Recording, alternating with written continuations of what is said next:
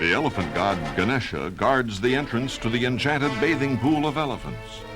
The natives of the jungle say that whole herds of playful Indian elephants migrate here to bathe. Watch out for some wet surprises from those big shots. And the little ones, too. They're playful little squirts.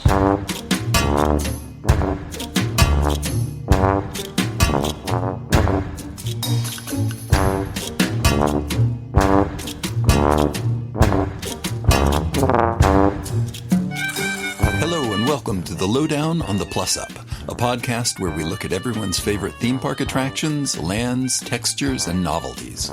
We talk in, over, about, and through our week's topic, and then, with literally no concern for practicality, safety, or economic viability, we come up with ways to make them better. My name is Kelly McCubbin, columnist for the theme park website Boardwalk Times, and with me, as always, is Peter Overstreet, University Professor of Animation and Film History in Northern California. So, Pete. Yeah. What are we talking about today? Well, today we are venturing into one of our favorite parts of the park. Nice. Of Disneyland Park. Let's be specific here. Yep. And this is certainly one of my favorites, and I know it's a lot of people's favorites at the park. The Jungle Cruise. The Jungle Cruise. Yes, indeed. But I think we should start off by saying that this particular episode is focused a little bit more tightly than some of our previous shows. We are going to limit spillage. Yes. In our previous shows, we kind of ramble all over the place, and we realized like we could do that on this one for a long time. But we decided to keep things nice and focused on this one. So Kelly has graciously given us a list of things that we will not be discussing. That's right. And so the parameters that we decided on this one were that we were sticking to Disneyland's Jungle Cruise. Yes. And we were sticking to Disneyland's Jungle Cruise prior to the introduction of Indiana Jones, which changes a lot of things. Yes. And causes a lot of rebuilding and complicates things. Mm-hmm, mm-hmm. So in that spirit, here is a list of things you will not be hearing about today. The Society of Explorers and Adventurers. Dwayne "The Rock" Johnson. Emily Blunt. The disarming and subsequent rearming of skippers. The Jingle Cruise. The Falls Estate. Felix Peshman, the 13th. Siobhan "Puffy" Murphy. The Irrawaddy River. Leonard Moss. Piranha. Kan Chunosuke. The Lost Delta. Rosa Sota Dominguez. Indo-Chinese Tigers. The Temple of the Forbidden Eye. Alberta Falls. The Jungle Navigation Company Limited Skipper Canteen. And the Tropical Hideaway. Yes. So for those of you who are going, how come you're not talking about this stuff? We're going to say we're not going to talk about this stuff tonight. Right. However, we are planning already on doing another episode on the Jungle Cruise in the future, and we will be covering the Indy Onward version of the Jungle Cruise. So this is literally the Jungle Cruise from the launch of the park in 55 up until about 1994-95. Yeah, right about then. Yeah. It's interesting because as we started talking about this, we realized this is a big story. This is a foundational attraction, not just at Disneyland. It's a foundational attraction at theme parks overall. Oh, yeah. At first, I thought, if we cut this in half, is there actually still going to be enough, though? And I realized partway in that, there's plenty. There is plenty to talk about as far as the Jungle Cruise goes for the first couple of years. And, or for the first 40 years. Yes. One of the things that we kind of have been doing with this show, there's no way we can give an absolute history, a complete, thorough breakdown of these attractions. People have looked at them forever and ever, and people have dug into them, and people have written up these things. So what we try to do is find, some cultural context, some historical context, and maybe bring a little bit of attention to some people that maybe you didn't know about. People that you didn't know about that were precursors to these attractions, people that you didn't know about that worked on these attractions. And I'm going to find a way to squeeze 3 of these guys in that are unheralded, either Imagineers or Imagineer adjacent. Is one of them who I think it is? Maybe. Well, on those lines, let's just get right down to the interesting note on the Jungle Cruise itself. Yeah. Despite the fact that there is precedent of a cruising along a river in Africa in history. I mean, that happened throughout the Victorian colonial era and also during World War I, which is very, very prevalent at that time with steam locomotion and eventually diesel engines in order to transport troops and supplies all the way along the Nile and in various, deep into Africa in that way. As far as rides go, one of the earliest forms that I could find of this type of ride is the Jungle Cruise is so unique because it is kind of its own beast. It is. No pun intended. Yeah. Where they really innovated. Now, ever since the Jungle Cruise came about, there have been boat rides galore. Yeah. Universal adopted this type of model for their Jaws attraction in Florida. Yeah, in fact, I'm going to bring one up a little bit later that was an almost direct ripoff of the Jungle Cruise that happened in Texas not too many years later. And also here in the Bay Area as well. So we're gonna have our childhood Jungle Cruise ripoff reveal today, which is going to be really kind of cool. But I want to take us back to New York. And in 1895... There's a man whose name was Paul Boyton. Yeah. And he was a ride designer, and he had designed some roller coasters and scenic railways, which would eventually become what we now know as dark rides. Yeah. But he created a ride that was called the Old Mill. And I have heard about this, and I cannot place it, but it's an early tunnel of love, right? Exactly. Okay. Yes. And it basically the main point of it is. I'm really amazed that I pulled that out. Right? I'm really like shocked. You're like, this we don't tunnel of rehearse love. I went, oh my God, he's ahead. He's looking over my shoulder here. So the Old Mill originally started off as just a simple tunnel of love. And for those who don't know what a tunnel of love is all about, basically you're floating in a boat with your boyfriend or girlfriend or girlfriend with girlfriend, whatever. I don't care what your proclivity is. You're with your sweetheart, and you have an opportunity to have a little privacy while you're floating through basically a timed tunnel boat. Yeah. And it was a place for people in a relatively conservative 1890s environment to actually make out. To canoodle. And whatever, and they wouldn't bust you. It's like, do whatever you want to in there, man. You got 2.5 minutes, go. Because we are talking about Coney Island's Luna Park. Yes. And Luna Park was definitely a playground for adults. Yeah. This was not, this is where you got to see Little Egypt, the famous stripper, as immortalized by the Coasters with their song. And little trivia fact, I actually got to sing with the Coasters once. What? Yep. Wait. Okay. Stop right there, pal. How did that happen? Okay. So I was about 11 or 12, and my father's company that he was working for, Gwynn Masonry, which did a lot of the brickwork in Morgan Hill, California's downtown area. Okay. Because of that contract, Yeah. they threw a lavish, 4th of July company party. And it was at some Elks Hall or something like that in Los Gatos. Okay. And it's the usual, you show up and everybody's eating and having a good time, and the boss gets up and gives a speech, and then he says, ladies and gentlemen, our band is here. It's the Coasters. And my dad had raised me on the Coasters. Sure. I love their music. And so I knew their entire dad. repertoire. Yeah, he's a great dad. But he had raised me on this repertoire, and they had gotten up and they'd sung Charlie Brown. They got up and sang Poison Ivy. They did all their usual. Yeah. And then one of them said, anybody got any requests? And I was up in front going, you guys are great. Oh my gosh, the Coasters. And I went, do Run, Red, Run. And they were like, look at this funky white kid. You know that one? I go, I know it by heart. He goes, you want to sing it? I go, yeah. And and so I got up and I got to sing that song with the Coasters. So I actually have sung with the Coasters. Who knew? That's an amazing story. I've known you for a while. I've never heard this. Yeah, so that's my little claim, one of my claim to fame with 50s R&B bands. That's super great. cool. But their song Little Egypt is tied to Luna Park. Right. Look it up, YouTube, great song. Mm-hmm. But the old mill is basically kind of like a scenic railway, but with water. Yeah. And because Coney Island's proximity to the coast allows them to pump seawater through it at an easier rate, because these types of boat rides are expensive as hell. Yeah. To maintain.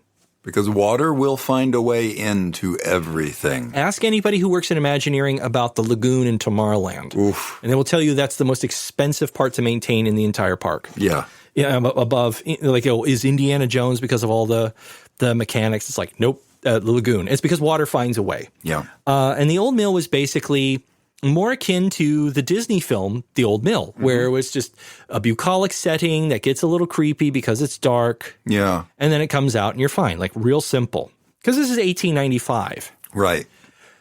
The mill chute became was a descendant of the old mill. And this was also built by Paul Boynton. Mm-hmm. And it was a variant of the old mill. And this one would actually have a way of kind of giving you the cold shower of going through the tunnel of love. So you're hot and heavy with your sweetheart. Yeah. But then it gave you a drop at the end of the ride in which you come down with a big splash. And the thing with this splash is that it's a boat. It's not on a track like a big splashdown that you normally have at like a Six Flags park. Mm-hmm. The boat would actually skim and shimmy along because it had a keel. Wow. Yeah. So, like, it was kind of dangerous. Yeah. And they eventually figured out, no, let's make it a flat bottom boat. Oh, okay, that's good. And they actually had my favorite is there's a great book called Amusing the Million. Please forgive me, I do not know who the author is off the top of my head, but that's the title of the book, Amusing the Million. It's about the history of Coney Island. Yeah. And there's a great photograph in there of all these tourists from that time holding their hats and going down pretty much like a Splash Mountain photograph. Yeah. But you realize they're not actually in the ride. They're sitting next to the ride in a boat that's tilted so you can pretend like you're going down the chute.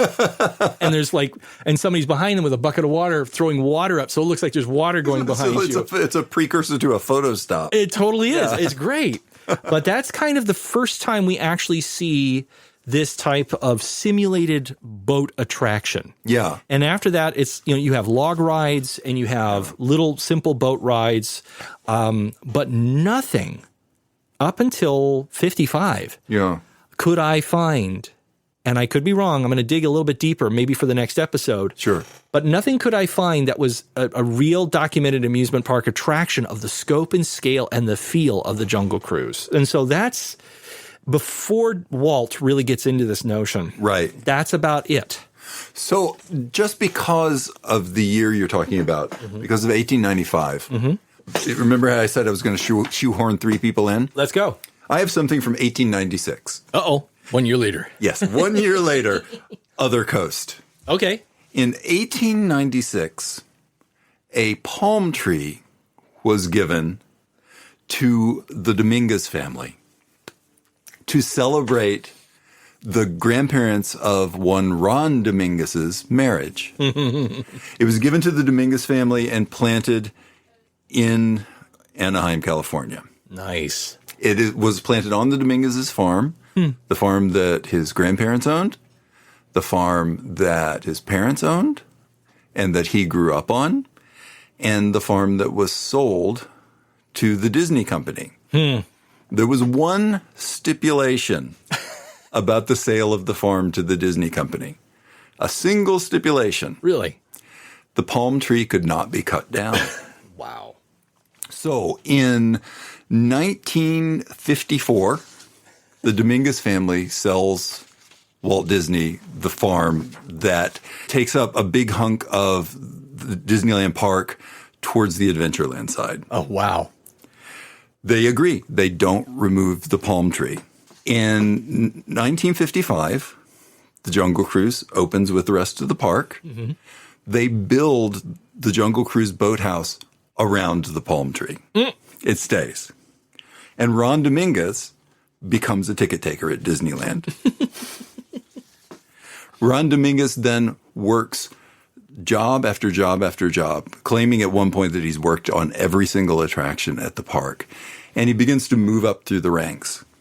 By 1970, Ron Dominguez becomes director of operations at Disneyland, and the palm's still there. Wow. By 1974, Ron Dominguez becomes vice president of Disneyland. Jeez. And his palm's still there. Nice. And in 1990, Ron Dominguez becomes vice president of Walt Disney Attractions. And his palm tree's still there, and it's still there today. Wow. If you walk up to the Jungle Cruise building and look just to the right, one of the largest trees in the park is that Dominguez palm. Wow. And I was super lucky, and this was totally by chance. I was at the park the day Ron Dominguez got his window on Main Street. Oh, dude. I walked up and said... Is it like a tree? Does he have like a tree trimming service or something like that? Oh, I should have looked it up. I wish I had. We'll have to figure that one out. Yeah. I'll put it in the notes later. But yeah, I happened to be there that day, and I was like, what's going on here? And someone explained, it's like, this is Ron Dominguez. He has been here since 1955. Wow. This was built on his family's land, and he's getting his window on Main Street today. That's so great. So 128 years that palm tree has stood on that site. Yeah. And I really urge everybody to, when next time you're at Disneyland, go over to the Jungle Cruise, stand in front of the boathouse, look to the right. You can't miss it. It's the tallest tree you can see. Yeah. It's the tree. Yeah. It rivals the Swiss Family Treehouse tree. And that's, fiberglass. Yeah, and that's fake. So speaking of National Geographic, let's talk about the origins itself of this ride. Yeah. Okay, where the idea came from besides we need a ride.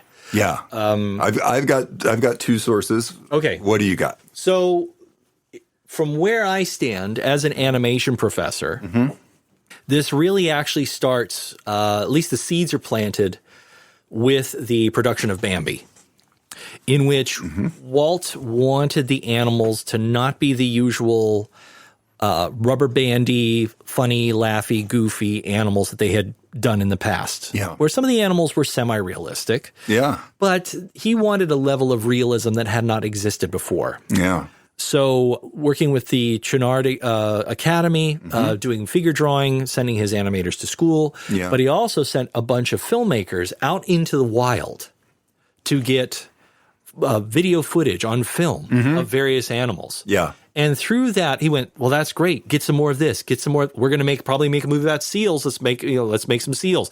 Let's do some stuff about whales. Let's do some stuff about that. Let's make one about lemmings. But we won't talk about that one because controversy. We don't talk about lemmings. Some people don't talk about Bruno. We don't talk about lemmings. I have a pair of guinea pigs looking over my shoulder. Yeah. So anyway, he did True Life Adventures. The first one being the seal pictures. Seal Island. And you are exactly spot on. Like, this is one of my two sources, is the True Life Adventures. It's worth pointing out that the great Didier Getz just put out a book last year about the True Life Adventures. It's wonderful. I have a copy of it. I can't recommend it enough. It really goes into some of the depth of how strange a project it was. I mean, there really was a sense of him going, here's these people who want to go to the Arctic and shoot film. Sure, go ahead. Well, what do we do? The cameras keep freezing and the gates keep freezing open. I don't know. Figure it out. I think that, so my understanding is that there are kind of two True Life Adventures that really influence this. The first one's from 1953, which is Prowlers of the Everglades. That's why we see a lot of alligators, or as Walt used to like to say, what's up with that croc? Right. And did you know that in the early years, they actually had live alligators in pens at the front of the attraction?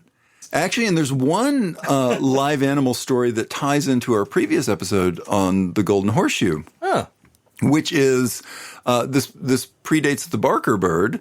But Walt wanted to get, I don't recall if it was a parrot or a myna, but it was a bird that could vocalize. And he wanted to get a bird and put it over the Jungle Cruise to say certain phrases, like to try and teach it to say things about Mickey Mouse and stuff as an attraction. So what they did was they got a bird and they made recordings of the things they wanted the bird to say, and they put it in an office above the Golden Horseshoe and would just play these tapes. But do you know who was working at the Golden Horseshoe? Wally Bogue. Yeah. They learned very quickly that bird was saying things that it could not say to the public.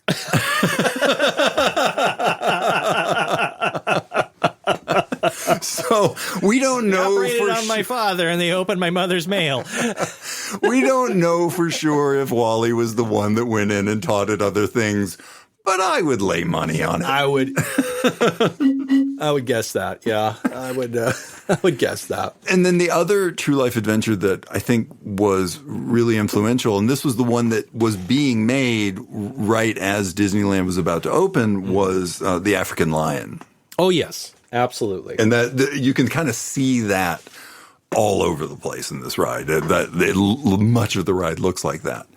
And a lot of these were award winners. I mean, Yes. that's what's amazing. I mean, Walt got a lot of Oscar nominations and actual awards. Yeah. And I mean Walt, when I say Walt, Walt's team. Sure. Let's be clear. Yeah. So that way it's not saying that Walt did it all. Right. But the Disney film, Walt Disney Productions won awards for these. Yeah. One of them in 1951 is called Nature's Half Acre. And it won an Oscar for Best Documentary in 1951. Mm-hmm.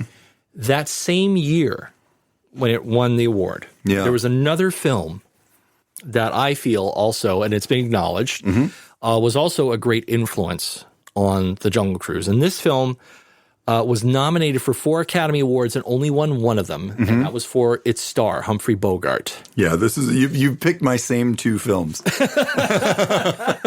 So, and that we're of course talking about The African Queen. The African Queen. 1951's The African Queen, one of my absolutely favorite movies. I love this film so much. I do too. It has a level of cheese that you just cannot scrape off, but you don't care because it is so delightful on so many levels. There's something so magical about that film, partially in that it really subverts what you think the paradigm is. Yes. You know, you've got Bogart, but Bogart is something very different in this movie. Oh, yeah. He's overly polite. Mm-hmm. He's I don't even know how to describe it. It's not the Bogart character. Yeah, it's not, telling me down, sweetheart. It's none of that. He's not the tough guy. He's not a tough guy. Right. He actually wants to avoid conflict completely in this film to the point where he drinks himself to oblivion over it. He does, which it turns out he and John Huston actually pretty much did every day while making the film. I can see that from John Huston. We're going to go down to Africa so that way I can go kill me as an elephant. Well, and that's an interesting point, too. Yes, it is. So, like, Huston goes to the Congo. The book it's based on is in a version of Lake Tanganyika. Mm-hmm.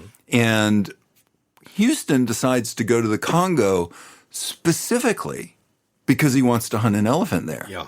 And it makes me wonder, I mean, I don't know if we can draw a direct parallel here, but it makes me wonder if the Jungle Cruise, particularly in the African sections of the jungle, would look different if Huston had actually gone where the book said to go. Yeah. Did Huston wanting to shoot an elephant, which he did not do? No. Katharine Hepburn actually talked him out of it. Yeah, I heard that he took a shot at one point, but wasn't even close, and it seemed like his heart wasn't in it. Yeah. But if he hadn't wanted to do that, would the ride look different? And I think it might. Well, I mean, if you really want to talk about, I love connections in history. Yeah. So I'm not going to go down on too far of a cul-de-sac on this one. That's what we do. I know. But I can go really deep on this one. Yeah. Because you have to keep in mind when this film was made and why it was made. Yeah. This is the 1950s, so this is the beginning of McCarthyism Yeah. And And they wanted to get out of the U.S. so that they could work with people who'd been blacklisted. Absolutely. And some of the people were actually suspect, including Bogart and Hepburn themselves were actually kind of I knew Hepburn, I didn't know Bogart. Yeah, they were kind of viewed as sympathizers, if not conspirators of communists, but no one had proved it or had pulled a finger on them and went, you. They hadn't done what Walt Disney wound up doing, which is naming names. Yeah. But we won't talk about that on this episode. Right. Again, like I said, Walt is complicated with this show. Walt's complicated. Yeah. But the book itself, 1935, written by C.S. Forester, who originated the Horatio Hornblower books. Yeah. It was such a big departure for him. Yeah. And if you've never seen anything about Horatio Hornblower, the movie Master and Commander is actually based loosely off of some of those, along with some of the other books that are out there. Well, it's that type of admiral in the 1700s style. So if you're thinking of that style of book, that's where I'm talking. I'm not talking the actual author of those books. Yeah, because I was going to say Patrick O'Brien wrote the book. Yes, that's Patrick O'Brien. But it's very much like Patrick O'Brien is the ultimate realization of the kind of book that Horatio Hornblower starts. Exactly. Yeah. And there was a movie with Gregory Peck that was about, Horatio Hornblower. Yeah. But it was a big departure for C.S. Forester to do The African Queen.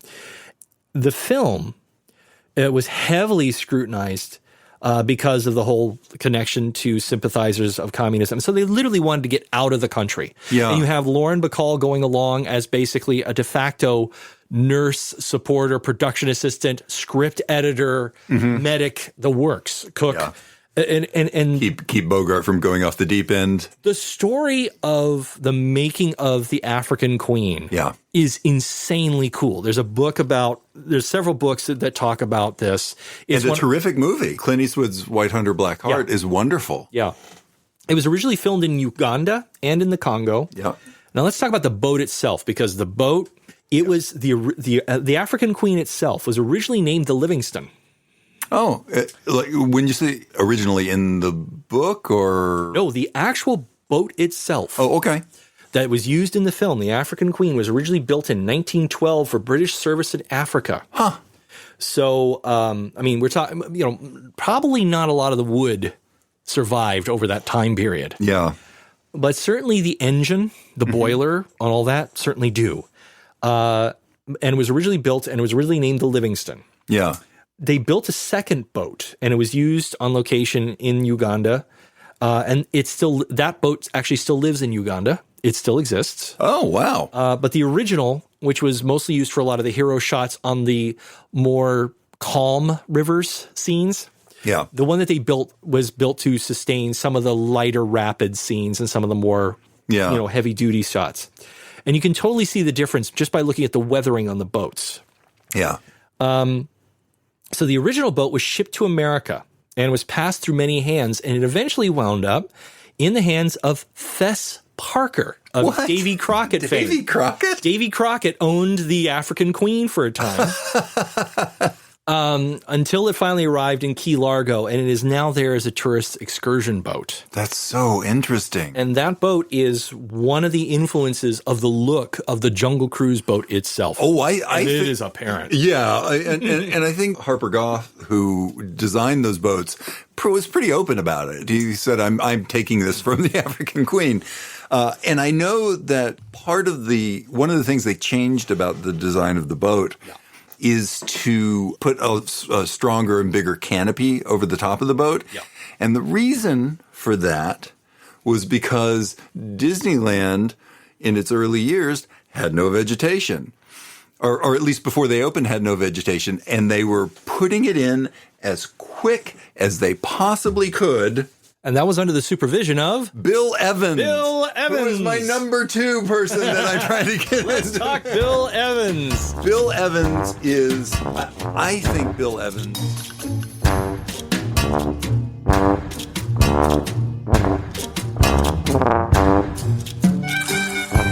The Lowdown on the Plus Up is a Boardwalk Times podcast. At boardwalktimes.net, you'll find some of the most well-considered and insightful writing about the Walt Disney Company, Disney history, and the universe of theme parks available anywhere. Come join us at boardwalktimes.net.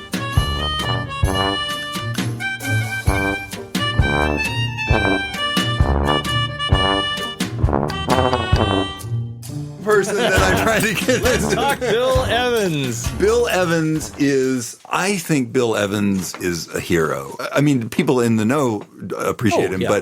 but people don't know about Bill Evans and how absolutely critical and brilliant Bill Evans was. Yeah. So Bill Evans was part of the influence of putting that canopy in because he said, hey, man, there's only so fast I can grow this stuff. But, Bill Evans was tasked not with just putting in one jungle for the cruise, but putting in multiple environments for the cruise. Yep. He got to start.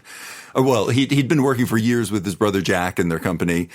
He first met Walt Disney when Walt asked him to come landscape his Holmby Hills home. Mm-hmm. From there, Walt, the miniature railroad that he built around. And the miniature railroad, yeah, he was critical to that. Yep. Then Walt went to him and said, hey, can you help me with Disneyland? And he said, sure. And then realized how little money he was going to be given and how much vegetation they were going to need. Mm-hmm. But Bill Evans found a way. And, he would put in he would put trees upside down to make them bury them in the ground upside down to make them look more jungle-like they had tendrils. And what trees were those? Well, those were walnut trees, and they were made to look like mangroves. Right. You thought you were going to catch me on that, didn't you? I didn't. Because a lot of people go orange trees, and it's actually not as many as you think. No, and he did save some orange trees. When he came in, they were basically bulldozing them down, and he said, wait. Yeah. We don't have any money. Save anything you can possibly save. And he jumped through hoops to save trees and preserve them and put them somewhere. When you look at the magnificent work he did on the Jungle Cruise, it's incredible. Yeah. He had to find trees that looked like other environments, the Congo, the Nile. It was crazy. He had to find things that looked like them, but would survive in boiling hot Orange County. Because it does not have a rainforest quality to it. And then those plants would have to grow to maturity as quick as they possibly could. And within 2 years, they had a lush forest. Oh, yeah. And they had to be plants that would not overgrow. Oh, man. Because there was no real way. I mean, you could maintain it, but it was going to be pretty difficult once it was a jungle. Right. And he pulls it off, and it's astonishing. One of the things that he did, which I thought was absolutely brilliant, was that, part of the reason they chose the Anaheim site was because they knew the highways were coming through. Yes. I think it was the 5 coming up that way, right? Mm-hmm. And so what he did was he would find out where they were about to put the highway, and he would real quick run ahead of the highway and tag all of the available trees that were there, and then go to the people in the bulldozers and say, I'm going to pay to keep these trees, don't knock them over. Right. And then he could get those trees for a couple of bucks a piece because they were going to knock them over anyway. Mm-hmm. And that's how he got all of this vegetation moved back to Disneyland for cheap, because otherwise there was no way they were going to afford it. One of my other favorite anecdotes about Mr. Evans's endeavors along these rides is this was the 50s. Yeah. And there was a craze in architecture and in pop culture and in music, and it was the tiki craze. Yes. And at this time in Orange County, there were a lot of apartment buildings and homes that, in order to kind of cash in on this 1950s tiki craze, they were planting exotic plants and ferns and banyans in their front yards. Yeah. And he would drive all over the neighborhoods and go knock on doors and go, I notice you have bamboo in your front yard. Yeah. Can I pay you to get some cuttings, or can I just take the plant? Yeah. And people would, okay, sure. Right, because bamboo grows so fast and so crazy that people don't really know what they're in for. So, and he also traveled around the world. Yeah. For seeds and for cutting, but a lot of those plants at first were all like SoCal natives. Oh, yeah. As far as, I mean, not necessarily native plants. They were invasive species, but at the same time, it's like that's where he found them, was in Orange County and Los Angeles. Yeah, I mean, he used tons of walnut trees. He described at one point that the thing that really fleshed out the jungle in the Jungle Cruise were fig trees. Yep. Because people don't know from a distance like what they are. But, he didn't just, and we can bring him up probably over and over again as we talk about this stuff, but he landscaped everything, the whole park. Then he did Disney World. Later he did Disneyland Paris. I mean, I think this guy is a true unsung genius. He kind of is. And what's interesting is when you have a job like that, you would think like it would actually threaten the integrity of your marriage or something like that with that much traveling. Yeah. No, his wife was in charge of the hat booth, which is now Trader Sam's in Adventureland. Oh, wow. So she ran the hat concession selling rubber snakes and hats and imports from Indonesia that Bill would bring back from his excursions to pick up plants and other cuttings from around the world. Amazing. I've never heard that before. So that became the connection, was that the whole family was involved at this point. Wow, that is so fascinating. What one of my, and this will be my last Bill Evans story. One of the things that happened, because, inevitably, and by the way, they were able to fairly quickly pull those canopies back off. I mean, there's still a little bit of them there, but they were able to pull them off because the jungle did grow so quickly, just stunningly quickly. But one of the things that happened early on is that, they'd be going around in the boats and there'd be all these kind of saplings and stuff. And because the early Jungle Cruise, it didn't really have the kind of skipper spiel that we have today. It was less of a comedy thing and more of like, let's pretend like we're actually giving a nature lesson. Yeah. And so when they went around the Jungle Cruise at one point, Walt finally said to Bill Evans, like, is there anything we can do about this? And he was like, I don't know. I mean, they can only grow so fast. And Walt told Bill Evans to go put labels with long-sounding Latin names on all of the saplings so that it looked like it was instructive. I never knew that one. Yeah. That was awesome. I read an interview with Bill Evans himself. I don't know from how many years back, but where he talks about it. And he's just cracking up. So let's move on and kind of jump back. We mentioned we talked about Bill Evans, one of your favorites. Here's my favorite. Mm-hmm. Harper Goff. Yes. The mighty Goff himself. The mighty Goff. The mighty Goff. Harper Goff began as an illustrator, actually. He worked on illustrations for National Geographic, Esquire, etc. Yeah. But then during World War II, he was goofing around with creating kits for service people. Okay. To have a hobby while you're out there, got nothing to do while you're waiting around. Once you've done all your work and you're like sitting around, you can listen to records, that might be, in the tents or whatever. Right. Or you might be reading comic books or letters from home, but what else do you got to do? So he devised a paint by number kit for service people. Uh-huh. And then he started experimenting with different paints. Okay. Like the chemistry of it. And eventually word got around to the brass about this kit, and they said, we're looking for, Private Goff. What we're looking for someone to put together, we got this newfangled thing called camouflage. Okay. The boys, what they're doing out there, they're going out there, whatever they're doing, they're grabbing branches and they're throwing it on top of the tanks and everything, but it's not quite right. We just making it up as they go. Is there any way how to, make a paint by numbers version of that? And he devised a paint by number pattern. Okay.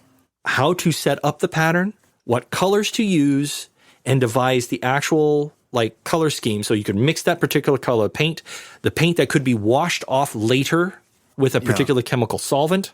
Yeah. For camouflage as we know it. So for all of you who wear standard, classic World War II camouflage paint on your pants, that's Harper Goff. That's unbelievable. I never knew that. And it got so good, the Navy actually approached him because they had what was called, I think it was called baffle camouflage, which was basically you want to fade in with the horizon when you're on a battleship. So when you look at the camouflage on a battleship from World War II, it's crazy. It's all these crazy lines. He came up with ways to actually make it look like waves.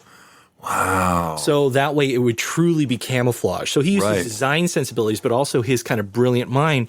After World War II, he became a production designer at Warner Brothers. Yeah. And one of the things we talked about in one of our previous episodes, he created the look of a Western saloon for a movie about Annie Oakley. Calamity Jane. Calamity Jane, sorry. And in which that would be replicated almost perfectly because Goff built it. Yep. That's the Golden Horseshoe. Yeah. It's just dead on the Golden Horseshoe. And he just didn't want to draw anything new. Yeah. But while he was doing production design, I found out that he dabbled in acting. Yeah. And he did a lot of great little background bits. You know, he'd play an undertaker here or a businessman coming through on a stage wagon, and that kind of stuff. Yeah, he's in Wagon Train. He's in a couple other films and TV shows. Which is bizarre because if you look at him, he is the antithesis of someone you would think of would be an actor. He's a sweet guy, but he just kind of looks like a misshapen sack of potatoes. And you're just like, but he's perfect. He's actually a very clever little character actor. Yeah, yeah. And you find this out when you watch his performances as various characters on Dragnet. Yeah, which you just showed me. And I showed Kelly an episode in which he plays an eccentric model railroader, probably making fun of Ward Kimball just a little bit. Maybe. And helping out Jack Webb. And he's, it's like, oh, well, yeah, I love these old trains. They're pretty great. And you're like, wait a minute, that's Harper Goff. That's crazy. And, but he really proved himself to Walt when he worked on 20,000 Leagues Under the Sea. Yeah. Designing the look of the Nautilus. Yeah. Kind of designing the look of the cannibal tribe when they're at Tobago. He designed he worked with Peter Ellenshaw in order to design the look of that film. Yeah. Just brilliant. Yeah. Basically, I would actually make the argument that Harper Goff really created the look of steampunk as we know it. And for those who don't know, I was the head curator of one of the first, not the first, but one of the first museum exhibits in America about steampunk called Steampunk History Beyond Imagination, which was done at the Museo in Anaheim, just down the street from Disneyland. But I learned a lot about Goff through that and his contributions to that science fiction genre look. Particularly because of 20,000 Leagues? Specifically because it was 20,000 Leagues. And here's why that becomes very, very important. Yeah. While they're working on 20,000 Leagues Under the Sea, they had an incident that got solved by a couple of people at Walt Disney Animation and Imagineering at WED. Yeah. And the problem was that they had a big finale sequence of a giant squid attacking Captain Nemo's Nautilus. Yeah. When they first filmed it, when Goff had originally done a quick little drawing, and there was a line in the script that basically says, a blood red sun over a sunset over the waters as the squid attacks. At first, in your imagination, it sounds great, but when you actually film it, it looks like a bad Muppet Show routine. Yeah. With, squid tentacles on wires, and it's just placid. There's actual footage. Get the Blu-ray or DVD of 20,000 Leagues. Watch the making of. You can see the footage. It's atrocious. Yeah. And Walt was absolutely upset by this because this movie was starting to go over budget. Yeah. And also, so was Disneyland. Oh, boy. And so he was like, if this movie fails, we're hosed. Yeah.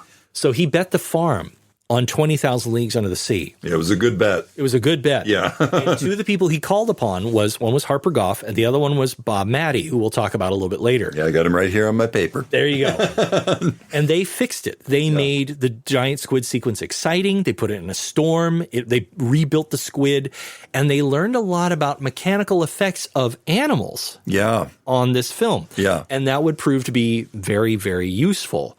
Do you know what's the famous other underwater animal that Bob Matty did? Well, that would be Jaws. Yeah, Bruce the Shark. Bruce the Shark from Steven Spielberg's Jaws. There's an anecdote that Rolly Crump talks about in More Cute Stories, the CDs that came along with his book. Yeah. It's kind of a cute story. Yeah. And I don't know if it was, I cannot remember who the Imagineer was, but there was one Imagineer who, after the opening of the park and after the opening of the original Jungle Cruise, kind of badmouthed Matty behind his back, saying Matty only makes stuff for movies that only lasts like 3 weeks. Yeah. I'll redesign it so that way it'll work later. Matty was instrumental to get the thing started. But as far as making stuff that lasted, Bruce the shark and the giant squid and some of the animals at the Jungle Cruise actually did prove that. But that's not saying he was a bad engineer, because he was actually very brilliant in coming up with the ideas that he did. Well, yeah, and I mean, they were doing this for the first time. There was no one had ever tried this before. They were doing the best they could do. In a very short space of time. So before, and speaking of which, let me just finish off with Harper Goff. Absolutely. Here's how fast they had to work on the Jungle Cruise. Yeah. The story goes is that when they got out to the plot of land where they were going to actually make the Jungle Cruise, Harper Goff basically took a stick and drew one bank of the river on the outside, stepped a certain amount of feet to the other side, and drew the inside of the curves and the lanes, and said, dig that out. That's the trench. Right. And you can see both photos and film footage of this. You can find it on YouTube. I think they showed it in the Imagineering story. And it's great. I mean, it's this guy just walking around with this honking big stick, bigger than him, just going, there, that's where it goes. Dig it. Dig it, buddy. And there was no blueprint. Right. There was he just felt it. Which is insane. Right. It's crazy.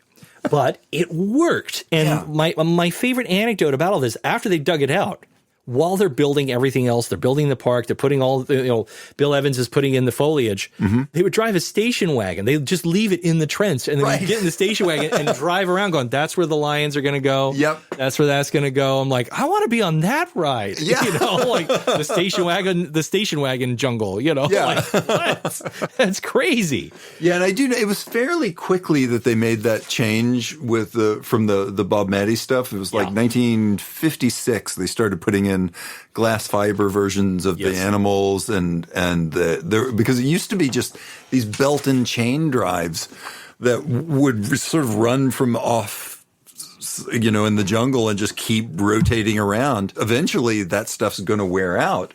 And so they replaced those with hydraulics and water jets and cams which actually this leads me to a thing that I kind of wanted to talk about in the context of the Jungle Cruise, because it's a really interesting place to talk about it, which is how we get from these sort of, to quote Shakespeare, rude mechanicals. No, we get these mechanical animals that move into audio and animatronic animals, and then later animatronic animals. Yeah. And I just wanted to kind of pause here for a second, because this is a good time to sort of draw a distinction between what these things are. Yeah. So because the Jungle Cruise has all of them. Yes. The Jungle Cruise starts with these mechanical things, like the Bob Matty pieces.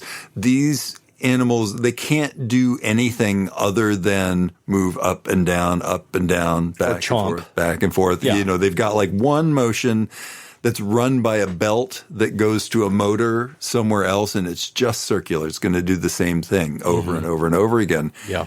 And it's not until they get back from the World's Fair. Yeah. They've already called Mark Davis in to do some new designs for the attraction. And let's talk about that just for a second here, because the main reason why this changed, and we mentioned this earlier, is that the Jungle Cruise really started off as, this is a simulated safari. Yeah.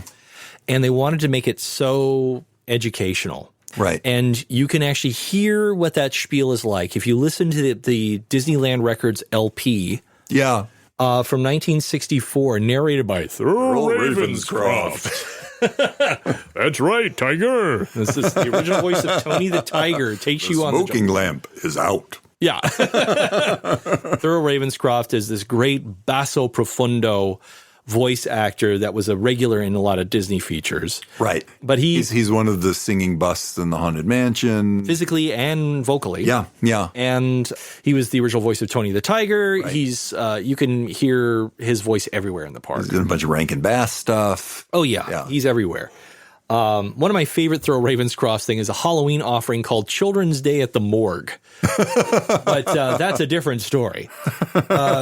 Throw Ravenscroft, does the entire educational version. Right. Even though it actually has a little bit of the jokes in there, you can see it creeping in. Put a pin on this. Go for it. I actually want to get back to it, but because this leads me to my third guy. Okay, so I can't believe I'm going to get all three in. But the thing with Throw Ravenscroft is the reason why we get there is because Walt started overhearing patrons going, "I don't want to go on that ride. I've already seen it." Right. Yeah. And this story, I've heard people say maybe this is apocryphal, but it's been repeated a lot. So let's go with the legend that Walt heard a woman tell her child, "Let's not go on the Jungle Cruise. We did it last year." And he says, "Okay, we got to do something to spice this up." He brings Mark Davis over. Mark Davis says there's no humor here. Yep. And he does similar things with the Jungle Cruise that he does with the Mine Train Through Nature's Wonderland, which is he starts building relationships between the characters. And he says, you've got these two, beavers here doing something. If they're both looking at each other, they have a relationship. Anyway, it's very interesting. And so he starts adding these comic elements to the Jungle Cruise. But getting back to animatronics. Yeah. So they're getting ready to start implementing some of Davis's designs. While the fair is being designed, they're actually kind of carving out the space, but they haven't put the creatures in yet. Yeah. But by the time they come back from the fair, they have got audio animatronics down. They really understand it. And just to make a distinction of what's different about what they had before to what audio animatronics did, what they had before, very cyclical, like you had a motor, it went in a circle, the same motion happened over and over and over again. Audio animatronics allowed you to program. It allowed you to have more complicated movements. And the reason, and it's interesting, a lot of people get this wrong, including Walt himself. Like you can see him get this wrong in specials. The reason it's called audio animatronics is not because the creatures make noise or because a song is sung or you hear them. It is because the audio signal fires off the hydraulic or the circuit or whatever it is. So it's taken direct from, because this is the technology they know, it's taken directly from film. You've got a visual and right next to it, you've got this audio pattern. And they're saying, okay, let's use that. Let's put this audio pattern and maybe we'll put several of them next to each other and they all do different things. And this audio pattern is going to fire off a circuit and it's going to make something flick. And it's going to make something move up and down. And it can do it in whatever pattern we want to do it. And then they do something really interesting, which is they say, what if we want to start getting more complicated movements? So they stop using what they would at that point call digital audio to do it. So, I make a noise, this thing buzzes, it causes a circuit to catch and causes this hydraulic to fire. Right. They start using analog. So it's no longer off and on anymore. It's a sweep of sound. And they say, okay, now this sound is going to feed this amount of electricity. I'm drawing with my finger. No one at home can see it, but Pete understands.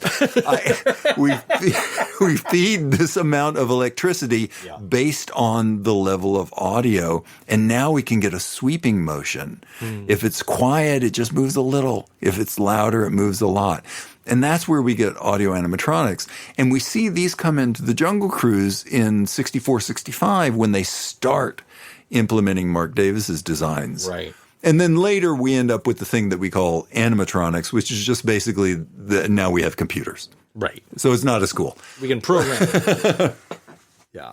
That's brilliant. Yeah, I think it's so interesting because I think the Jungle Cruise is one of the very few attractions that actually does that whole run. It starts at just the up and down robots driven by a chain or a belt or whatever, to audio animatronics, to animatronics. I struggle to think of any others. That's true. Yeah. I think the closest thing would be the Tiki Room, but I don't think the Tiki Room still runs very much off of very... Yeah, I mean, the Tiki Room is audio animatronics. It is mostly what they would call digital animatronics, Right. so it's on and off, Yeah. because all you really need is a mouth to open and close and a bird chest to puff. Right. I always loved that effect. I thought it was so cool. Breathing birds, yeah. That impressed me more than the singing birds. Yeah. It's like they breathe. That's cool. Yeah. You know? But getting back to Thurl Ravenscroft and his recording of the Jungle Cruise narration, Yes. there is this sort of mythology, and you've punctured it already, and you're correct to do so. There's this mythology that the humorous spiels start when the humorous vignettes come in, the Right. Mark Davis vignettes. Mm-hmm. That is certainly a point at which they take off and become something else. Right. But the humorous spiels start way, way earlier than that. Huh. They start almost as early as late in 55. Huh. And it's because, here's my third guy. Okay. It's because of this guy, Charlie Thompson. Okay, Charlie Thompson. Tell me about Charlie Thompson. Charlie Thompson, well, to tell you about Charlie Thompson, we have to talk about C.V. Wood a little bit. Pete's making a great expression right now, and I wish you could see it. No, this is my head of Memnon moment for me going, oh my, okay, I'm going to sit and listen. Go for it. So C.V. Wood was basically Walt's partner. He was managing the construction of Disneyland. Right. C.V. Wood was this guy from Texas. He was a little bit of a huckster, but he also did know how to get stuff done. Yeah. And he and Walt butted heads like crazy, but together they got Disneyland built. You don't hear about C.V. Wood very much because he was pushed out real fast. I mean, Walt was only going to put up with someone he didn't like for so long. Right. But he did get the place opened, and he was around for a year-ish, maybe two, but I doubt he made it to two after it opened. But and C.V. Wood was a good old boy from Texas. And Charlie Thompson was one of C.V. Wood's guys. So Charlie Thompson came in and was put in charge of Adventureland. Uh-huh. He was the very first manager of Adventureland. He was from Amarillo, Texas, came in with C.V. Wood near the beginning of this process. He was considered a really key person. Mm-hmm. You know, a lot of the C.V. Wood people just kind of got buried. They sort of disappeared from the history because, well, had such a clash with Wood. Right. And a lot of them went away as soon as Wood went away. Mm. Charlie Thompson falls into that category. But there's a great quote from, now we have to talk about Buzz Price. Go for it. Harrison Buzz Price is the guy who did all of the feasibility studies for Disneyland, and was with Walt and the company for years. He was one of the people that Walt trusted the most because he was the one that could actually run the numbers and say this is going to work or this is not going to work. Right. He's one of the people that could really talk Walt out of stuff because Walt trusted him. Right. He said about Charlie Thompson, he said, I credit him with much of the development of the Jungle Cruise, including the tagline in the narration of, if your mother-in-law is still with us, you've missed a golden opportunity. Oh, jeez. Wow. Yeah, right? Wow. So Charlie Thompson, it turns out, early on started saying, this is not as fun as it ought to be. Mm-hmm. Pepper it up a little bit. He's the guy that starts encouraging the skippers to go off script and to be funny. So that's where that starts. It starts all the way back to 1955. Wow. And here's an interesting, this is sort of the fascinating end to the Charlie Thompson story. So he gets booted out with the rest of C.V. Wood's people. And or he quits because he can see the writing on the wall. It's hard to say. Sure. Goes back to Texas. Okay. By 1961, maybe a little earlier than that, he's working at Six Flags Over Texas. Okay. Six Flags Over Texas in 1961 opens the LaSalle Riverboat Expedition, which is almost a carbon copy of the Jungle Cruise. With and by that point, but with actually some improvements, they're already doing funny patter. Right. They have an internal section of the ride like they were going to have at Disney World many years later, but Yeah. they got it they built it in Texas early on. He actually took everything he'd learned from the Jungle Cruise, took it back to Six Flags Over Texas and improved on it. Wow. Yeah. Fascinating stuff. So that's your hometown Jungle Cruise ripoff. That's my hometown Jungle Cruise ripoff. Early Six Flags also had a Skull Rock ripoff. They had their own Skull Rock Island. Wow. Yeah, which was like Tom Sawyer's Island combined with Skull Rock from Fantasyland. That's crazy. Yeah. So can I tell you about my my Jungle Cruise childhood ripoff? Yes, absolutely. So in 1968, there was a fellow who used to be a promoter for circuses who had found a cross-eyed lion and had to come up with a way on how to promote it. And actually said, you know what? There's this whole theme park thing here out in Redwood Shores, right near Redwood City. Yeah. Here in the Bay Area. They bought a parcel of land, which is kind of a weird swampy grotto area. Yeah. And they built a bizarre little theme park. Okay. That would center around 4 different sections of Africa. Okay. So there's like the Congo, the Veldt, Yeah. et cetera, et cetera. And there was this river that ran all the way around it. And you would get on a boat, except there was no animatronics. It was the real thing. You were on a real, like a zoo/safari. Yeah. With real animals. So you got to see real lions, real giraffes, real rhinos, the works, real monkeys. And the park was called Marine World Africa, USA. And they had a speedboat, stunt extravaganza and highly toxic water. Yeah, which they were forced to clean up. Yes, which they were forced to clean up. I mean, this park has a lot of... It's the park where, when I was 5 years old, I got to pet a tiger. Wow. Which is insane when you think about it for a minute, because the tiger was literally like just being walked around like a dog in the park. And the tiger just sat down, and I went up and I just started petting it. And it was like, I got to pet a tiger. What? Yeah. This is insane. Yeah. But their Jungle Cruise boat was like a real boat that if it sprung a leak, it would sink. This was not on a and it was a real motorboat. They really and they didn't do anything funny. They were just they didn't do any funny spiel, but they definitely took you around and showed you the animals. Wow. Which is bizarre, but it had that kind of Jungle Cruise flavor. Yeah. And it had a look that actually was more reminiscent of the Jungle Cruise as we know it now, where the boats looked a little weathered. They looked like they were really from a safari. They weren't like the clean Harper Goff river boats. Right. Which, if you watch Willy Wonka and the Chocolate Factory, which Goff also designed the chocolate room, when you look at the Wonka boat, you can see that striped canopy and you go, that's a Jungle Cruise flourish that you threw in there. But and it's basically Willy Wonka's Jungle Cruise, where he's, so that's my ripoff is this real safari boat. I never knew that they had that. Now, Marine World Africa USA is the location of that is mere minutes away from where we sit right now. But it is an entirely different park. It's been bought by Six Flags. Yeah. Interesting piece of trivia. It's interesting to me. The Six Flags Corporation owns every Six Flags park except Six Flags Over Texas and Six Flags Over Georgia, the first 2.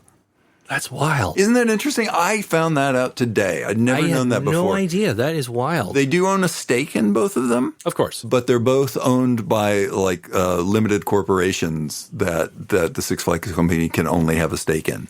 I think we're going to have to take a trip. Yeah, yeah. I've only been to the one in Georgia. I've never been to Six Flags Texas. But let's get back to the Jungle Cruise itself. Yeah. This is also the time of the rise of...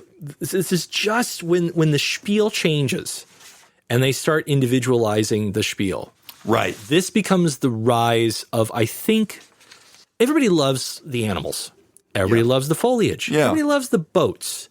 But no matter what, everybody has their favorite skipper. Yes. And this becomes the rise of the skipper in this time. Absolutely. I mean, you're right. Everybody loves the scenery and the animals and all of that. Yep. But the ride is about the skippers now. Yep. And has been for some time. And there's a kind of waxing and waning of how much control Disney corporate wants to put down onto the skippers. Like there are points where they're given a lot of leeway, like in the 70s. Yeah. And there are points where the management looks and says, yeah, we can't let you do what those guys in the 70s did. Well, here's an interesting quote. So I'm reading a quote from a book. There's 2 books that Kelly I've been using for reference. They're written by Mr. David Marley, a.k.a. Dr. Skipper, and published by Theme Park Press. So go to themeparkpress.com to get your copies of Skipper Stories and more Skipper Stories. These books were gifted to me for my birthday by Jason Simpson, an old friend of mine. Hello, Jason. I love you. Yeah, these are funny books. I heard an interview. Actually, I was listening to a podcast with him on it and a bunch of Jungle Cruise skippers the other day, and it was delightful. So he talks about how there would be this back and forth between management and skippers. Yeah. So there was a skipper by the name of Tom Nabby, who was a skipper in the 1960s, and he says, it went through many cycles. There were times when the ad-libs were actually taking over the spiel, and people from WED would come down and ride the boats and check everybody's spiel. Wow. Then later, an edict came down that said you had to stick to the script verbatim. And they got a lot of complaints at City Hall, so they loosened that back up. Right. And then it just went back and forth. Tighten it up, loosen it up, tighten it up, loosen it up. So it went through several scenarios. So it's starting to find its feet. But yeah, there's this weird tug of war between the management and the skippers. Right. And the skippers are very interesting when it comes to the cast members of Disneyland. Yeah. The skippers are kind of their own beast. It's kind of a fraternal order, and it has its own mystique. Yeah. It has its own lure. I mean, I've never worked in the park, but the one job I've always wanted to do is to be a skipper. Oh, boy, you'd be good at it. I would love it. Yeah. I would love it. Yeah.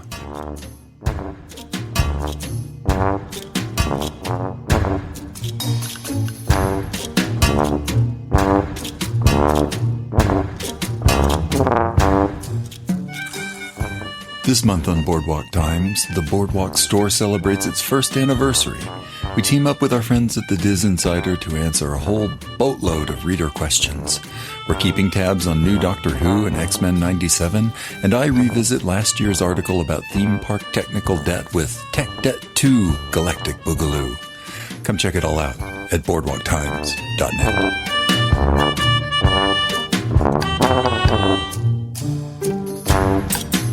Let's talk about the actual Jungle Cruise outpost for a minute. Okay, yeah. Because the outpost itself, I mean, there's always been that one question when you're a kid, like if you could live anywhere in Disneyland, like if it was a real place and you had to live there, where would you live? And answer for me, I mean, we are of an age, Kelly and I, that we remember this early version of the Jungle Cruise. And I remember going to Disneyland when it was shut down and they were refurbishing it and being very, very heartbroken that I couldn't ride it. Yeah. Because I love the Jungle Cruise so much. And when they reopened it, I was blown away. But that's the next episode to talk about that. But the outpost itself is like one of the most environmental breakthroughs, because you really are transported, not just by the plants or the skippers. The minute you're there, you feel like you are on a safari and then you've wandered off into some foreign land in Adventureland. Right. Which is interesting because of the design of Adventureland itself. Once again, Mr. Harper Goff, whose name as a Disney legend is actually, in the park now, in this area over Trader Sam's. But he was one of the production designers on Casablanca. Oh, is that true? That is true. Huh. I didn't know that. He was one of the he wasn't the production designer, but he was one of the designers for the film. And boy, howdy, does that ever show in the architecture of Adventureland. Yeah. Same thing with the Jungle Outpost, which originally started off with a tower built on the top. That was an observational tower for the ride managers to keep an eye on where the boats are. Right. And then once the jungle actually grew up, that became useless. So they tore it down. Which sucks because it's really cool looking. And that was why they needed to start employing the gun signals. And the gun signals, so when you are riding the Jungle Cruise, you get to the hippo pool. Right. And the hippos seem like they are going to attack. And depending on what era you are doing this in, but the era that we're talking about, the skipper will fire off 2 gunshots. And specifically 2 gunshots. Oh, yeah. The reason that it is specifically 2 gunshots is because nobody can see the boats anymore. So you are, obviously it's a little bit of an illusion how deep into the jungle you actually are. Right. But you do have a bunch of guests in a boat in water. Yes. So they fire off the gunshots partially as part of the show to scare away the hippos, but to also let people behind them and the people back at the home base know that everything's okay. Right. If they fire more than 2 gunshots, that means something. Uh-oh. If they fire 3 gunshots, that means the boat cannot move forward anymore. Uh-oh. Usually means mechanical problems. Oh, dear. If they fire 4 gunshots, there is a medical or a security emergency on the boat. Someone needs to get out there real quick. Wow. They never fire 5 gunshots because it becomes too confusing to determine between 4 and 5. But then they jump to 6. If they fire 6 gunshots, the boat has been derailed. Oh, dear. And there are a couple of places that the boat can get derailed if you're not careful. Gee, let me guess which one of those is. That sharp turn onto the Nile. Yep, right In in front. You're in denial. Yes. Sorry, I had to throw that in. And it's that turn onto the Nile just as you first see Schweitzer Falls. Yeah. And take off to the right. That's one of the places that you can fairly easily become derailed. It's considered something of a major embarrassment if you are a skipper that gets your boat derailed. Oh, dear. But so if you are in line or on the Jungle Cruise or anywhere nearby and you hear any amount of gunshots other than 2, there is a problem. And one person who might have been able to hear that was Walt himself. Yes. One of his great annoyances is the fact that his apartment in Disneyland, before he started building the one in New Orleans Square, was the fabulous apartment right above the firehouse on Main Street. Yeah. Now, if you are standing by the firehouse, every time I go to Disneyland, I make a pilgrimage to the firehouse and I sit on the fire engine and this is kind of weird, but I have a little private conversation with Walt. Yeah. Because despite his complicated life, what I'm really talking to is kind of that spirit of imagination and world building, etc. But every time I sit there, I hear that elephant sound effect going on. Going off in the background. The other side of Main Street is up against the Jungle Cruise. Literally butted up against it. Yeah. If you are in Adventureland, you can actually see this rattan hut ceiling. That's actually the back of the Carnation Villa, So it's like, it's decorated so it looks like another jungle building, but it's actually the backside of Main Street. So Walt would be kept up awake late at night because those sounds don't go off. Right. Because they gotta clean the place. They basically run all night. So it's like, oh my God, turn that thing off. Please. Drove him insane.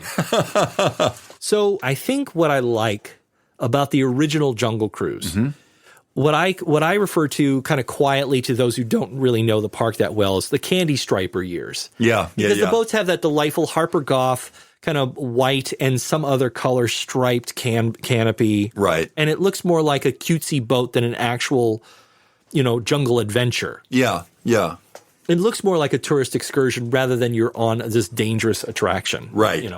I have fond memories of that because I got to see that tail end in the 70s and 80s. And I remember some of these old gankier animals and the very mechanized, almost concrete-looking lions. And, Yeah. And it's like, okay, I'll still roll with it. It's still fun. Yeah. And you had a mix at that point of the kind of janky stuff and the nicer stuff. Right. And then you've had the ducks like standing on top of the crocodile and they started writing spiel to go with that because they realized that the ducks are like, I don't care. It's an animatronic. What do I care? But I do actually in some ways miss this original one. Yeah. As much as I like it in its current incarnation. Yeah. I do miss the older one because this ride was made in a time again of kind of the best way I can describe it is misguided innocence. Because let's talk about Trader Sam for a minute. and some of the natives and all that kind of stuff. And the rhino scene that Mark Davis brilliantly designed. Yeah. Some of the stuff is, yes, a little questionable. For sure. And we both know Jeff Bann a little bit. Mm-hmm. I heard him say something recently about this sort of thing that I thought was brilliant. And he said we should be careful about casting blame or negative feelings on people that were building this stuff for building it through a cultural lens where it meant something different to them. Yes. We should be careful about that. That said, that care should not trump our not wanting to hurt people now. Agreed. Right? Totally agreed. So we should be able to say, hey, what we did with the Jungle Cruise with Trader Sam's a great example, or the natives, quarters on the that whole thing. And we should be able to say, yes, I understand why that was a delight to people, and even as a kid, me. Mm-hmm. And I also understand why it needs to not be there anymore. So I do want to mention one last thing of influences. Yeah. Before we go, and now we're closed, right? Yeah. Closed for renovation. Yeah. Which is one of the stranger influences, because we've reached a point where I can bring this up. Yeah. And part of it is that exoticism and that cultural pull of, let's go someplace with this, but let's go over the top with it. Because Mark Davis's humor, again, with like the porter scene and the natives coming out of the jungle and that kind of stuff, it's got some teeth to it. Mm-hmm. But there's an influence on it that I don't think a lot of people know. Which is one of the first 3D movies done with the classic red and green anamorphic style of 3D movie. Yeah. It's called Buona Devil, starring Robert Stack. Yeah. From Unsolved Mysteries fame, for those of you who don't know, or Airplane, if you like the movie Airplane. Yeah. He's also in the Beavis and Butthead movie, but that's a different story. Robert Stack. He plays a great white hunter, and it's loosely based off of the actual occurrence known as the Ghost in the Darkness, which were two lions that became man-eaters. Okay. And they basically were packless. The females had kicked them out of their pack. Yeah. And these two males basically latched onto each other to hunt in unison and started going after whatever they could. And there were two great white hunters. There's actually a movie with, I think, Val Kilmer and Michael Douglas called The Ghost in the Darkness. Oh, yeah, yeah. And it's based loosely off of that. And those lions are actually, I think, still on display at, I forget it, like the British Museum or something like that. They're taxidermied. Okay.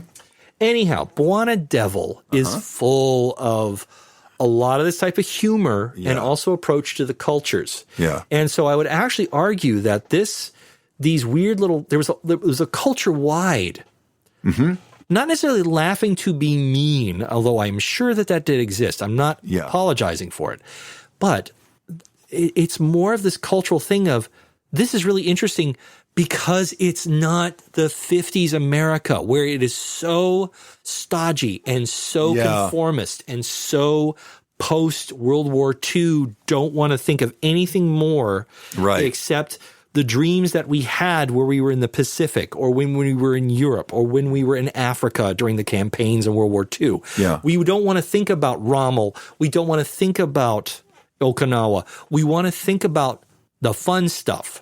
So that's where you get the tiki phenomenon. That's where you get the African pursuit, where you see a lot of African sculpture starting to come into America at this time. So I would actually make the argument that before we really start, like Kelly said, before we really start throwing judgments on this, it's actually done with this kind of weird, innocent, misguided pursuit of escapism that is not done out of, I don't think it was done. I mean, maybe it was. I don't know, because I'm not the people who designed this.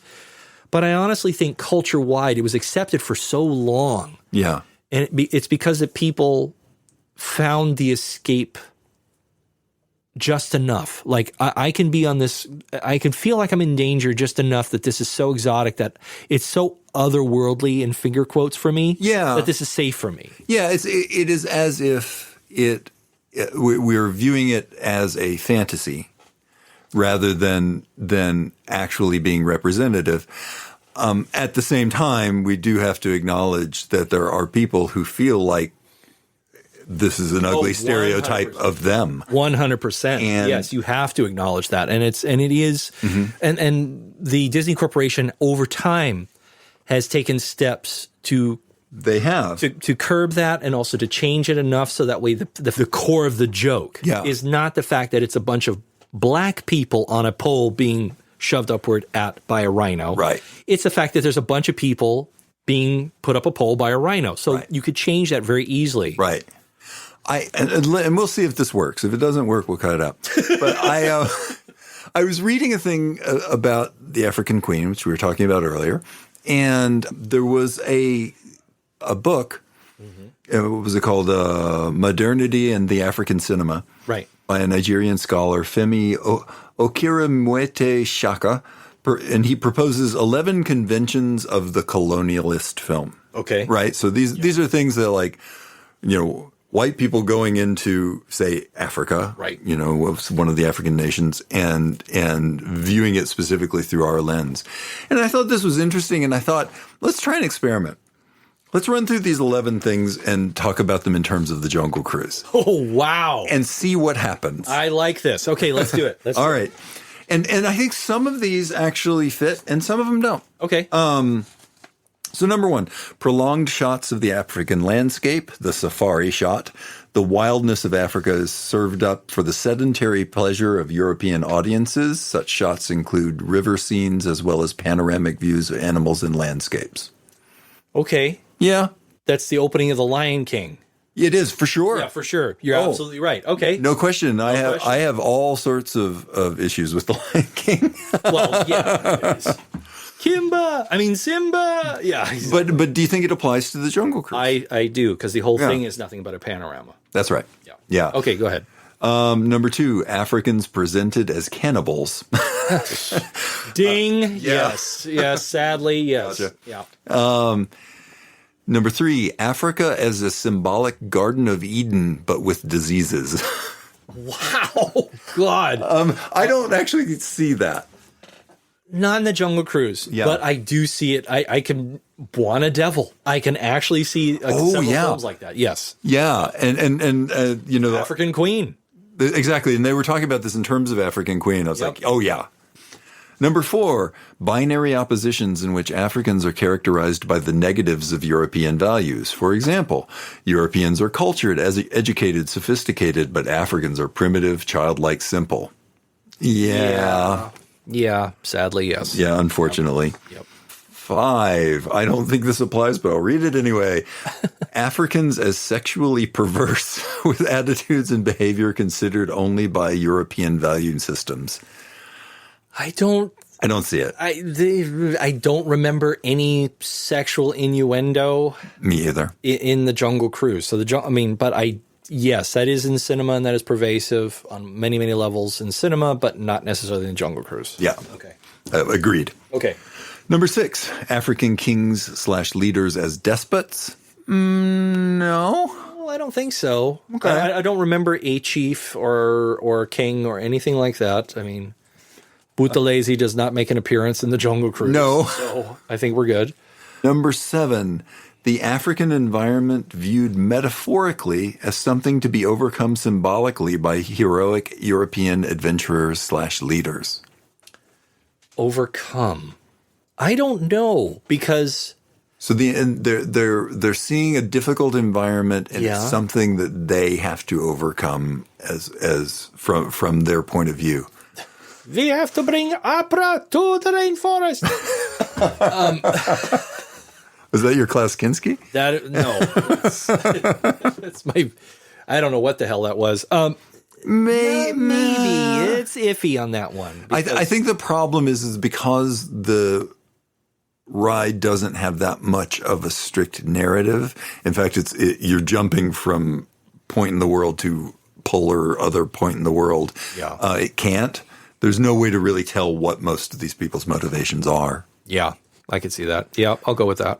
Number 8, 2 contrasting African protagonists, the good and the bad, where the good is defined by willingness to conform to British ways. Depends on which version of Trader Sam you get to. Yeah. But not really. Not really. Not really. I totally see it in the African Queen, though. Oh, 100%. Yeah. 100%. The Robert Morley character. Woo. Oh, yeah. Oh, yeah. Number 9, narratives which present the heroic deeds of a European male as a key factor in civilizing the natives. No. I don't know about civilizing the natives or anything. I think the natives are presented as... I think the only thing that's close to that is the safari with the rhino. Yeah. Which is just showing a hierarchy of the guy on the top who's obviously the leader. Right.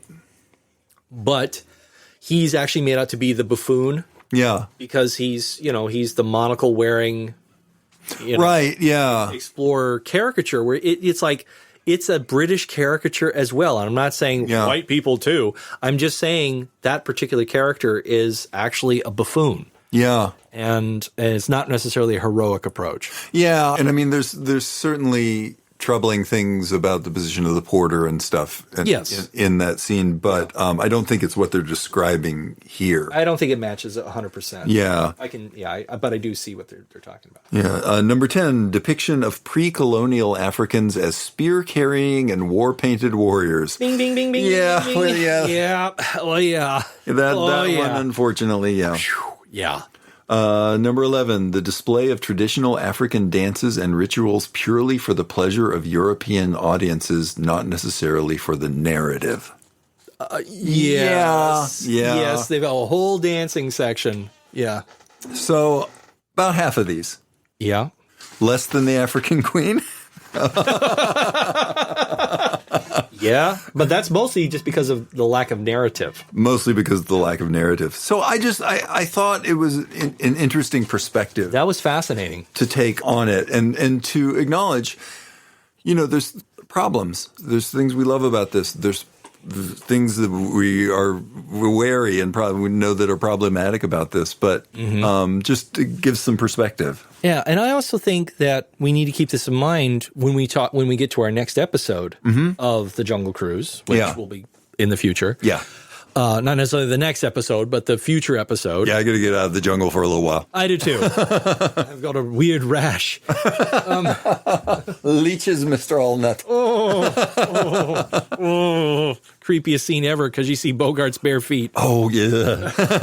Anyway, but there is this approach to when they revitalize it, when they make the 90s version and onward version. Yeah. They actually try to address some of this. Yeah, which is nice, and they do a very good job. Yeah, and they've been revitalizing it ever since. They've done it again recently. So I think ultimately, why the Jungle Cruise has left such a mark. Yeah, this is my take, and I would love to hear your take. Yeah, my take on the Jungle Cruise, even this pre-indie version. Yeah, and why it has left such a mark is because of the fact that. Again, people need a level of escapism that goes beyond, we're going to tell you a story. Yeah. It's like, you are in the story. Yeah. There's an element of, I'm a little out of control here because I don't know if a crocodile is going to snap me. I don't know if a hippo is going to overturn our boat. Yeah. I don't know if that tiger really can jump 300 feet. Yeah. Right? So I think what this does, apart from most other rides, until we get to Haunted Mansion and Pirates, we don't have that simulation of you are in this environment with whatever baggage you bring. Yeah. Yeah. I think the only exception to that kinda is Nature's Wonderland. But it doesn't quite feel the same. Yeah. It doesn't quite feel the Jungle Cruise, especially when it finally finds its feet with the skippers, with the jokes, etc. Yeah. Then it really feels like, okay, you can be the star of your story. I'm literally the supporting cast. Yeah. You react to it however you want to react to this. But we're just gonna hand you this buffet of adventure and jokes. Yeah. You can either look at this as serious, you could look at this as silly, you could look at this as offensive, you could look at this as buffoonery, however you want to look at it. but this is your escape that you get to write half. The audience becomes half of that story, because that's the last element that I don't think we've acknowledged. Yeah. Is the audience, what they bring to it. Their cultural context is different. Yeah. In which people from some of the regions that come there, they either go, they shake their heads and go, no, no, what the heck, or they go, I haven't seen. That's my national flower. Right. That's amazing. Right. And it's literally what you bring to it that makes it, and the audience becomes part of that attraction. It fills in that last gap, which is the cultural context of how you absorb it. Yeah. Well, and it's interesting because I heard a thing recently where someone was talking about the Jungle Cruise and it said, an interesting question to ask about it is, whose story is this attraction trying to tell? Right. And I think that's actually an interesting exercise with almost any themed attraction. Mm-hmm. But it's a really interesting one here because I don't know. And like you can look through other attractions, particularly at Disneyland, and you can see at least what they're going for. Right. In Snow White, it was initially you because you were Snow White, but then it was Snow White. Right. And, it's a similar sort of thing with, Alice in Wonderland or Mr. Toad. Or Mr. Toad, absolutely. Yeah, you're Toad. Yeah. Yep. Yeah, 100%.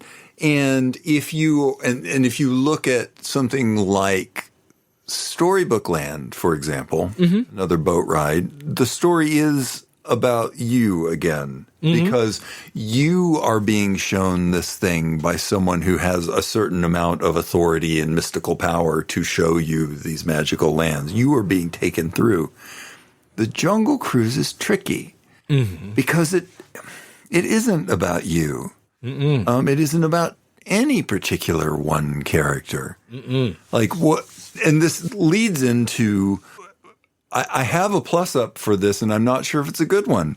All right, you want to start out with the part of our show that we ignore all precepts to safety and budget, etc., and we actually plus up. Yeah. So this is the plus up. We've given you enough of the down low. Let's do a plus up. Yeah, let's see what we can do. Okay. It's difficult with this particularly because the attraction has been plussed up since the thing we're talking about. Okay. So I kind of have two things. One is they just need that cool interior thing like they've got in Florida.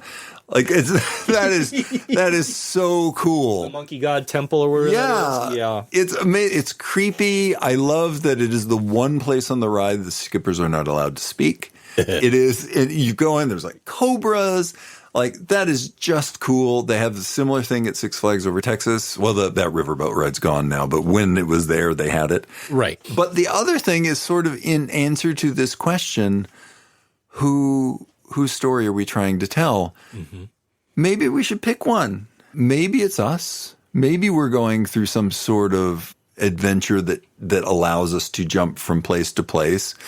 We are occasionally a little bit in danger in the attraction as it is now, but it's not clear that most of the things we see are aware of our existence. Right. So maybe it's about us. Maybe it's a recurring character. I don't know. And this is why I say I don't know if this is a good plus up, but it's an interesting one. What if we decided who the story was about and stuck to it? What if we made a narrative through line? It doesn't have to be thick, We don't have to put Jack Sparrow in there. Like, God, no. But that's right. Just put Jack Sparrow in the jungle. Yeah. That's my, and I'm still going to roll this around for a while after this and just trying to decide if this is actually a good idea or if nailing stuff down like this is maybe not. But I'm going to put it for right now, like maybe we decide on who the story is and decide if it's us or we put a character that has a through line into the attraction and say it's about them. Okay. Just my thought. I like that. Here's my plus up. And it's kind of vague because like you, it's like, but we already plussed it up. Right. Yeah. But the one thing that I keep thinking of, and again, this, our plus-ups, if we're going to talk about this as the Jungle Cruise from 55 to roughly 94. Yeah, 93, 94. The Indiana Jones ride hadn't been built yet. Mm-hmm. What if there was a second outpost that actually introduced that narrative?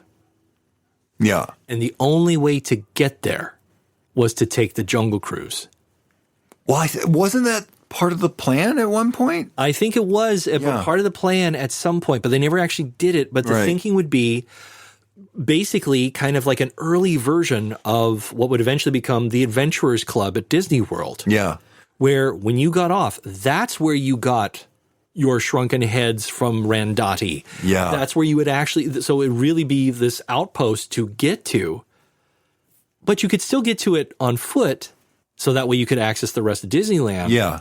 But there's nothing like going on an adventure and arriving at this, unusual port. It's like, let's get to Mos Eisley Spaceport. It's bizarre, not a wretched hive of scum and villainy. But it would be the Adventureland equivalent of the sheriff and Black Bart running around at Frontierland, where you actually have characters that were of, appropriate for the time, but maybe not appropriate now. Yeah. But it still had that theme because, again, we're talking about something that existed in the past. So we're going to run with that precept of what was acceptable in the past here for just a minute here.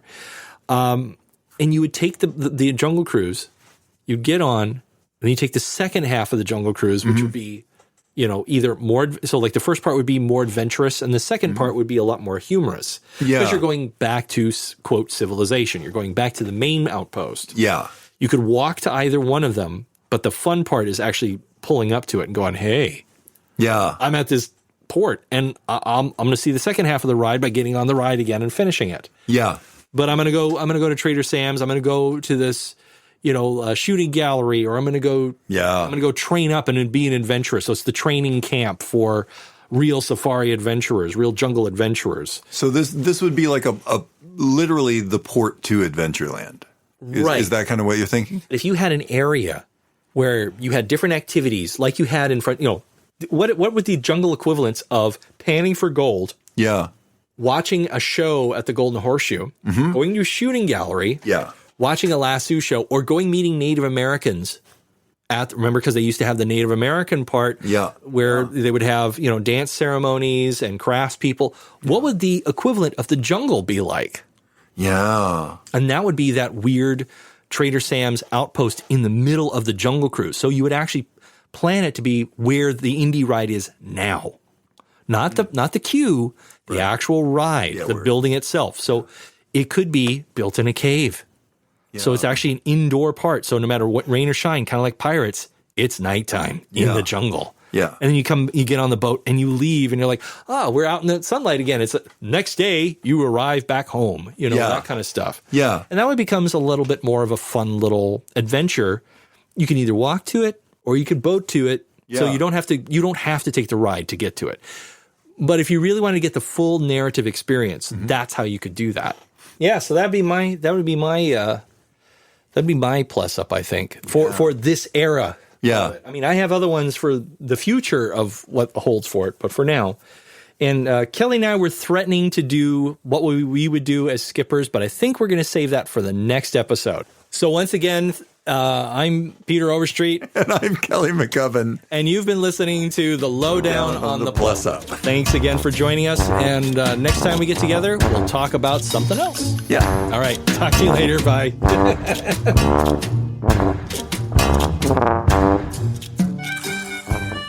We hope you've enjoyed this episode of The Lowdown on the Plus Up. If you have, please tell your friends where you found us. And if you haven't, we can pretend this never happened and need not speak of it again. For a lot more thoughts on theme parks and related stuff, check out my writing for Boardwalk Times at boardwalktimes.net. Feel free to reach out to Pete and I on our Lowdown on the Plus Up Facebook group, or send us a message directly at comments@lowdown-plus-up.com. We really want to hear about how you'd plus these attractions up and read some of your ideas on the show. Our theme music is Goblin Tinker Soldier Spy by Kevin MacLeod at incompetech.com. We'll have a new episode out real soon. Why? Because we like you.